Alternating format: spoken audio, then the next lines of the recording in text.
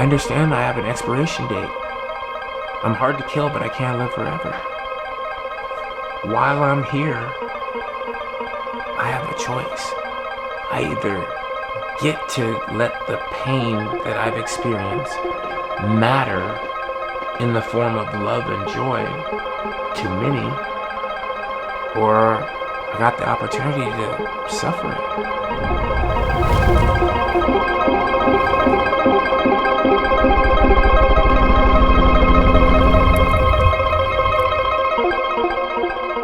When you find freedom, you refuse to suffer. And so I don't suffer my life.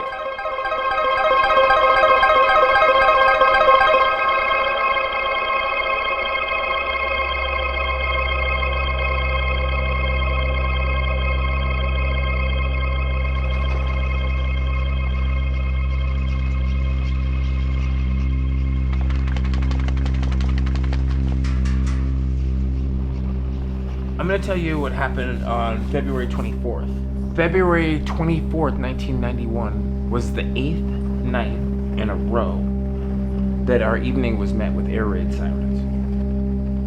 The first night was sheer, unadulterated terror. There's no way to prepare for that. There's no way to explain what it feels like sitting there and having warheads be shot down over you.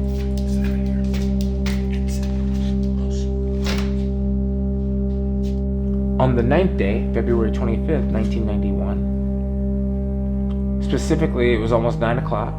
We hear the air raid siren, and then the next thing I remember is feeling more than I heard it. This amazing, thunderous.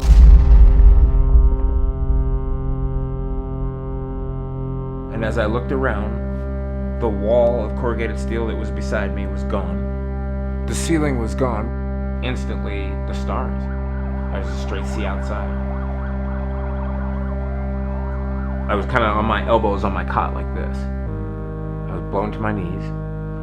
And I went to move my leg, my right leg, and it kind of fell off to the side a way that it's not supposed to move. So then I take inventory, and so I started touching the back of my legs, and they're like covered with blood. I'm like, Drees, you gotta get out of here. So then it's time to move at that point. Trying to crawl out of there. On the way out, one of the guys from my unit is in between me and the wall. I only got three appendages, and so I grabbed him with my right arm and I drug him as close to the wall as I could get, and then I had to crawl out of there. And it was just surreal. It's like all of a sudden you were doing something, and next thing you're watching a TV show and someone just turned the channel on you. It's like, what's this show? The Scud missile fell on an Army barracks that contained Army reservists. We do not know the unit exactly. It was the single most costly incident suffered by the United States. 28 reserves died. Then later I was sitting in the intensive care unit in Dhahran, Saudi Arabia, and then Worthy's mom came to see me in the hospital because she said I was the last one that saw her son alive. She brought me the flowers that she bought for him.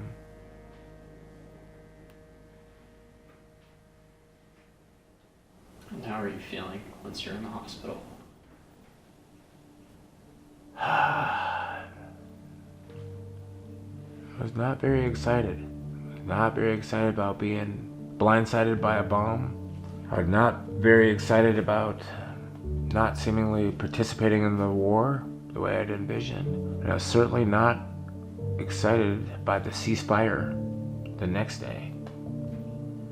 Occurred without us achieving what I believed was our objective of getting Saddam Hussein. That at midnight tonight, Eastern Standard Time, all United States and coalition forces will suspend offensive combat operations.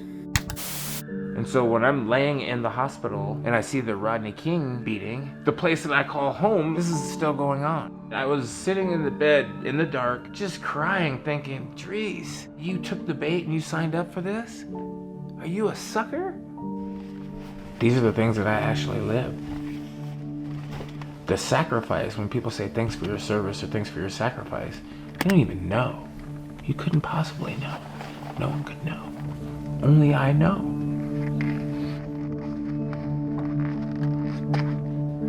I certainly could have not survived. That would have been harder.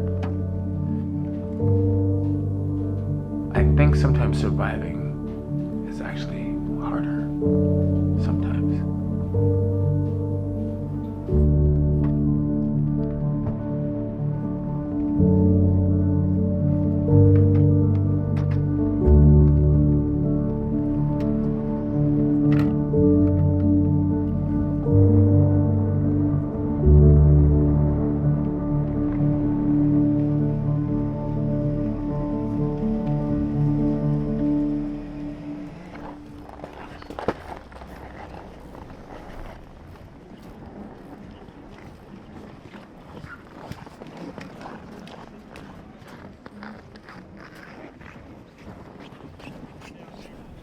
What people don't know is every day that I'm skiing, counting days, those are days that I know that I prayed.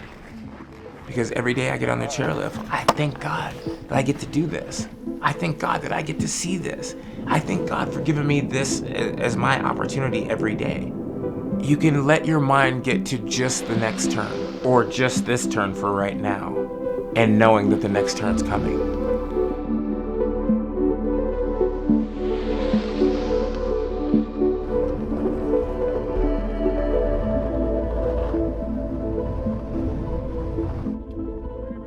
Even though you see me ripping around and jumping around, I'm not messing around. So when people ask me if I'm doing crazy stuff or trying to push the limit, I'm not. I understand how society thinks. When they see me ski, if that guy could try to go ski on one leg and get good enough at it to ski on one leg, what could I do? I'm helping people to relieve their own suffering, right? That's true freedom.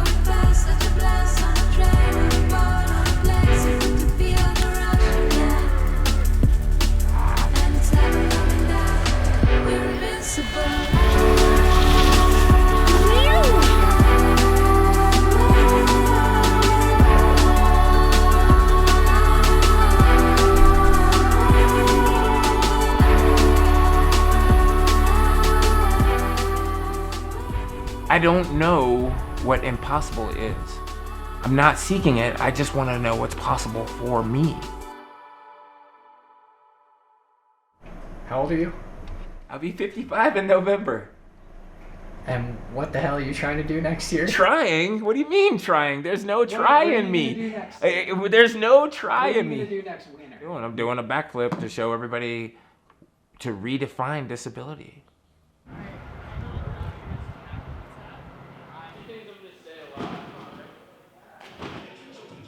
The backflip seems like an impossible feat. Kinda. If you never did a backflip before, or if you've never done one on the ground, or you couldn't do it on a tramp or whatever, that seems like a dumb thing to pick. However, I've always been able to do a backflip since I was a kid.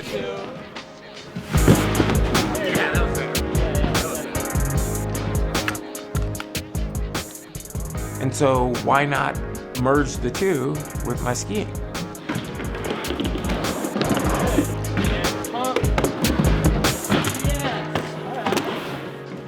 As a 2-footer, as an able-bodied person, a backflip is hard. Of the skiers of the world, which are probably like 1% of the world ski, how many people do you think do a backflip? Very, very, very few. And I don't know anyone that can do it on one leg.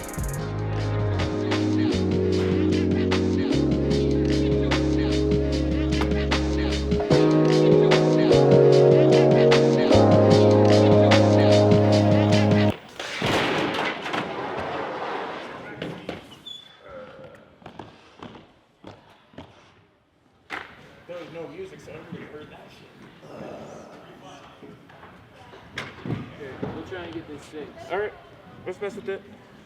I'm good. Dude, this dude is tough as nails. Yeah, we knew that part. When given an opportunity to focus on pain, we also have the opportunity to figure out how to take this and be the pathway to diminish someone else's pain.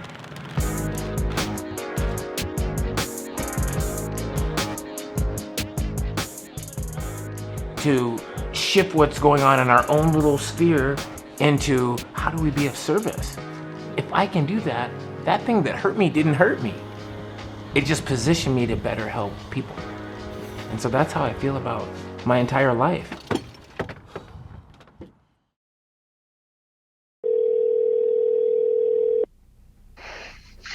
Hello? Hi, Vivian. Do you mind if we chat for a minute? Nope, that's fine. Okay.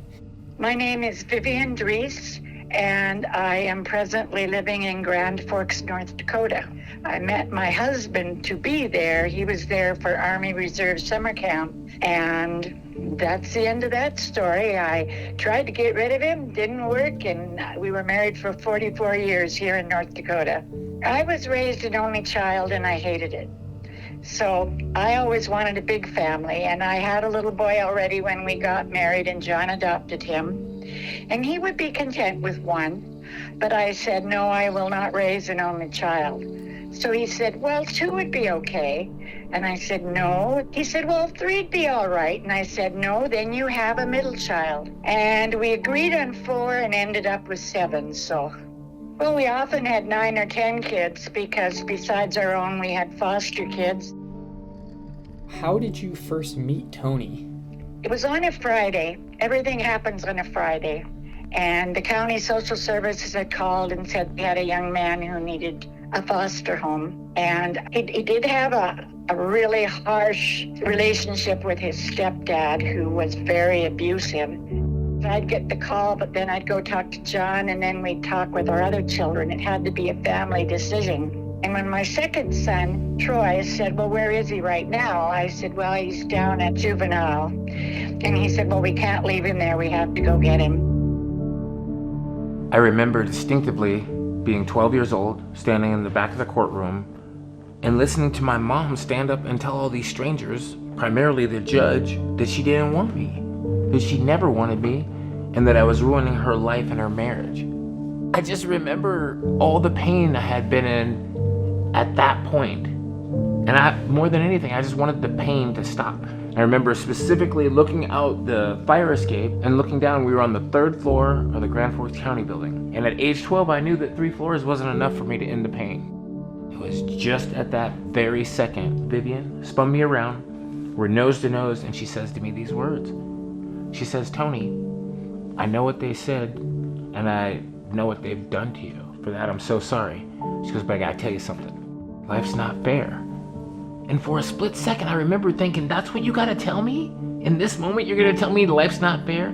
She said, but I got some good news for you. Whether you are or are not those things, from this moment on, is totally up to you. That was the most liberating thing that had ever happened to me to date. And I kept thinking to myself all the way home, who in the world am I going to get to cut his hair? Because he had an afro. I mean, a real afro. I have no clue how to do that. It was kind of like 13 going on 30. And there isn't anything he won't try. He's a daredevil. He worries me a lot still, even though in his 50s. It is very important to him to have that strength and to be able to achieve whatever he wants to achieve. It takes a certain kind of reckoning, and especially as a child, to make right with the injustice of it all. And so what happens as a result is I became very focused on physical strength. He went into the Army as soon as he turned 18. He will tell you I was not a happy camper. But once I decided, well, he's gone and done it, then I was behind him all the way. It's gonna sound crazy, so when I think of it, how to say it, I joined the Army to seek my own freedom, my own independence. What I needed was a place to absolutely be physically and emotionally on tilt, to just be on 10 most of the time. And so I needed a place where I could go and let that part of me out and have it be acceptable. And keep in mind, I'm good at my job. And so I got to do something where I was really, really good. I had a secret security clearance. We've got a mission, Drees. We need you to do this. I found the power of my expertise early. I was 18, helping people land helicopters. I was the only one certified. Forklifting nuclear weapons. I was the only one certified. Driving nuclear weapons up and down the Autobahn. I was one of few people that were certified to do it. something about me knew that my life was gonna be extraordinary associated with the war. And so when I'm laying in the hospital, whirling because these doctors keep saying this thing in my ear about cutting off my leg, and then it came to me, I can determine what this service is. I get to say. And what happened was the day that they were gonna cut my leg off, all the doctors came in the room, including the chief. They were trying to consent me. I said, no, you're not. Because I made up my mind, I want to keep it. He goes, what do you want us to do? I said, just tell me what to do. I'll do anything. So then 58 surgeries later, after 9 months, I jogged out of the hospital, and one of the articles said that I was a medical miracle. But it wasn't a medical miracle. I knew about me what my superpower is. I know that if I say that I can do something, if I can see it in my mind's eye, I know I can do it. I never really thought of myself as being disabled. I didn't walk with a limp. I ran half marathons. I played with my kids. And then all of a sudden I didn't feel well physically. I had bone infection, blood infection, and then eventually I had cancer. And so the second time that I had a cancer tumor, I've got to make a decision that I had fought for 25 years not to make. What I heard the doctor say was, if you want to live, we have to cut your leg off. It was a very challenging time in my life, and I didn't have very much to look forward to. I knew I was going to the hospital to have them cut my leg off. And so skiing was my light at the end of the tunnel. The backflip is a mental exercise, maybe more than it is a physical exercise. My physical body can do it. It never occurred to me that I won't land it. Like, I've had a very, very traumatic life. Skiing is the one place where I get to put that to bed. And in the process, I hope if nothing else, that I blur that line of what people think based on what they see.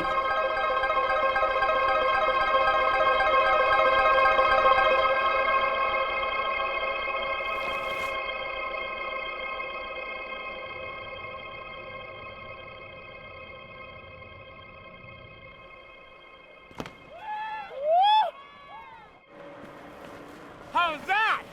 Huh? Woo! People say, do you know how old you are and what kind of stuff that is? They don't know how much fun this is. Even, I'm telling you, just jumping off that ramp and feeling the G-forces, oh my gosh.